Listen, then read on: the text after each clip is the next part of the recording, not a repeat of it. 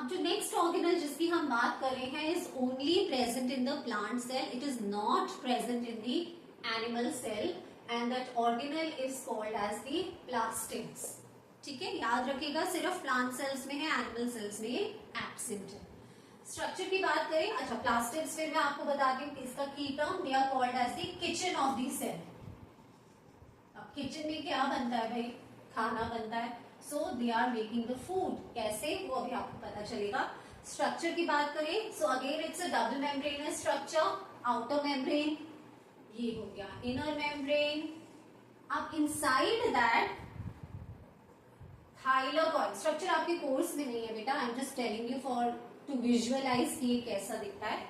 सो thylakoids arranged है ऐसे छोटे छोटे structure and they are stacked one above the other. इस इंडिविजुअल स्ट्रक्चर को कहते हैं thylakoids and they are stacked one above, एक के ऊपर एक रखे हुए हैं। तो जब इस पूरा स्टैक बन जाता है तो हम इसे कहते हैं ग्रेना। ठीक है, तो ऐसे बहुत सारे ऐसे स्टैक्स हैं थाइलाकॉइड्स के, एक यहाँ हो गया फॉर एग्जाम्पल, एक यहाँ हो गया। अब ये आपस में कनेक्ट कैसे करेंगे एक दूसरे से, so they connect like this.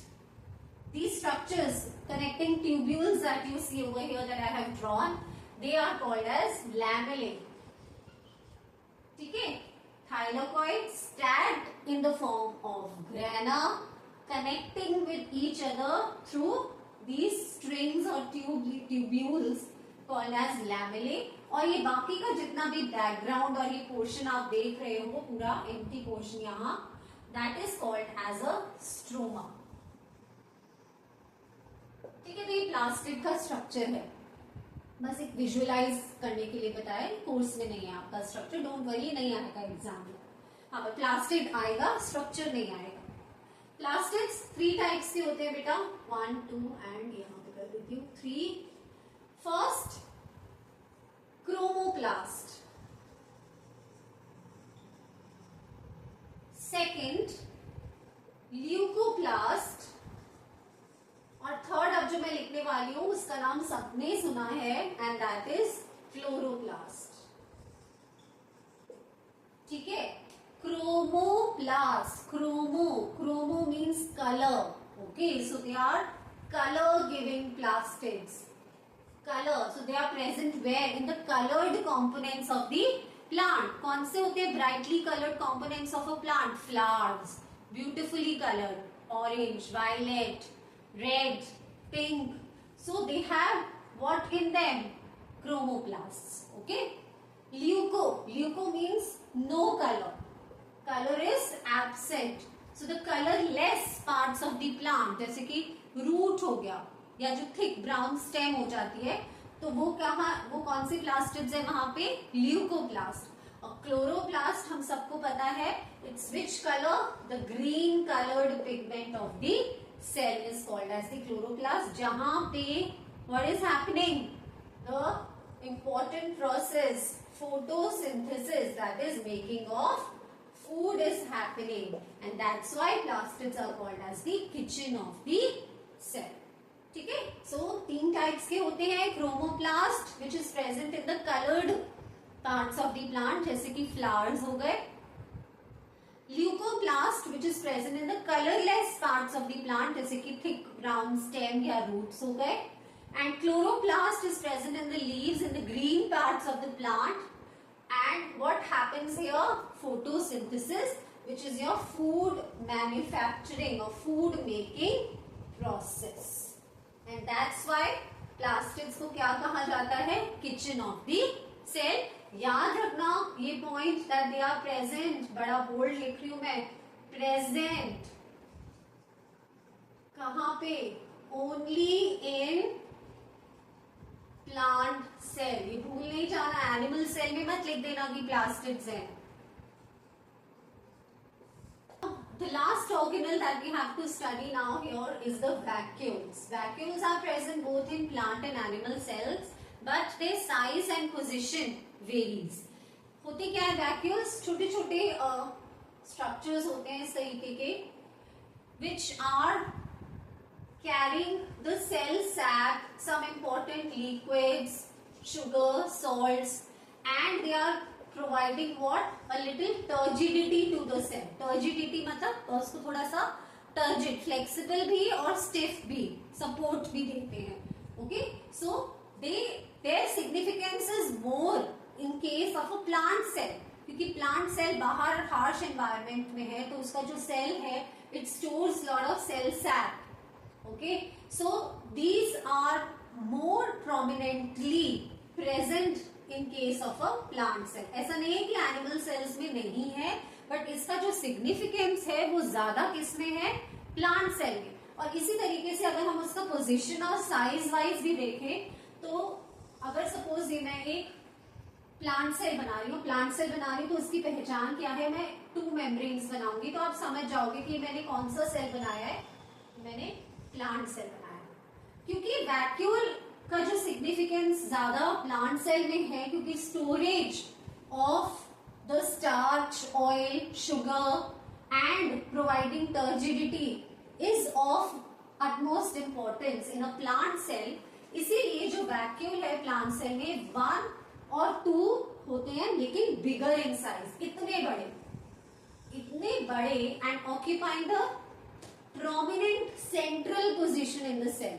Centre में प्रेजेंट होते हैं सेल की, जो मोस्ट इंपॉर्टेंट पोजीशन है, जिसकी वजह से जो न्यूक्लियस है सेल का उसको शिफ्ट होना पड़ता है कहां पे?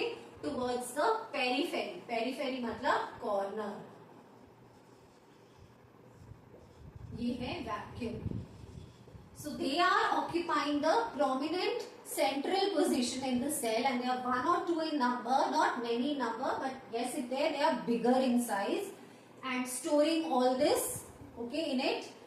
And as a result, the nucleus, तो space नहीं मिला उसको center में, so nucleus is present where? It is present at the periphery or towards the corner. वही बात करें animal cells की, तो in case of an animal cell, the nucleus will occupy the prominent central position and there are vacuoles smaller in size. छोटे छोटे vacuoles होंगे, more in number but many in number. More and many in number. Okay, they are not of very much significance in an animal cell as they are in case of a plant cell. Okay, on the basis of the structure of the cell or the components of the cell. So this is our basis. On the basis of the components of the cell, we divide the cells into 2 categories, beta. One is the prokaryotic cell and the second is the eukaryotic cell. Prokaryotic and a eukaryotic cell. ये हमने जो distinction किया है या bifurcation किया है cell पे, it's on the basis of the किस सेल में कैसे कंपोनेंट्स प्रेजेंट है. So prokaryotic, pro means primitive. Okay, so it's what kind of cell? It's a primitive kind of cell. Okay, very early stage of primitive kind of cell where it does not have a well defined nucleus. Okay, जैसे कि cell में एक well defined nucleus होता है bounded by a nuclear membrane, उसके अंदर nucleolus होता है. प्रोकैरियोटिक सेल में ये सब नहीं है. रैदर क्या है? एक बस ऐसा छोटा सा डेंस मास है प्रेजेंट है इनसाइड द सेल. कोई इसका आउटर कवरिंग नहीं है, कुछ भी नहीं है. सो हमें इसे क्या मतलब एक प्रॉपरली मेड न्यूक्लियस नहीं है. So we can not say that it is a nucleus. Rather the term that we use is nucleoid. ठीक है, सो आप लिखोगे कैसे? आप अपना स्ट्रक्चर कैसे करोगे, फ्रेम कैसे करोगे सेंटेंस? तो आप लिखोगे prokaryotic cells do not have a well defined nucleus, rather a dense mass, ये लिख लीजिए आप, is present inside the cell called, and what is that dense mass called as? It's called as nucleoid. ठीक है, ये इसका main point है. Whereas eukaryotic cells कैसे सेल्स हैं? They are the advanced cells, जिसमें सारे सेल ऑर्गेनल्स प्रॉपर्ली मेड है. So they do have a properly made nucleus, a well defined nucleus bounded by a nuclear membrane with nucleolus, chromatin, chromosomes, everything. So they do have a well defined nucleus. और आप ऐसे भी लिख सकते हो, well defined nucleus is present. Size की बात करें, so the prokaryotic cells, they are very smaller in size, very much smaller in size. In comparison to that, the eukaryotic cells, they are bigger in size. Another difference between them is ना तो सिर्फ कि nucleus absent है, well defined nucleus, जितने भी बाकी membrane bound organelles हैं, जितने भी हमने अभी पढ़े, जैसे माइटोकॉन्ड्रिया पढ़ा कि उसमें एक मेम्ब्रेन होती है, डबल मेम्ब्रेन होता है. So all membrane bound organelles